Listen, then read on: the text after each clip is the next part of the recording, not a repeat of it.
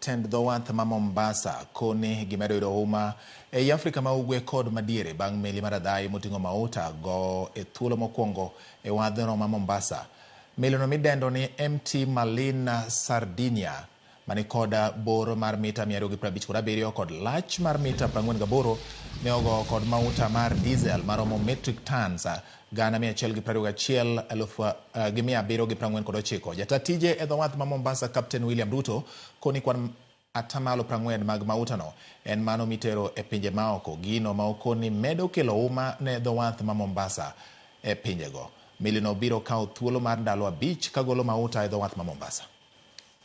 Investors in this country to bring more cargo. This terminal is able to handle ships of up to 170,000 deadweight ton. This ship which we are seeing here has a deadweight of 156,600 metric tons. So, and the length of this ship is 275 meters and the width of 48 meters.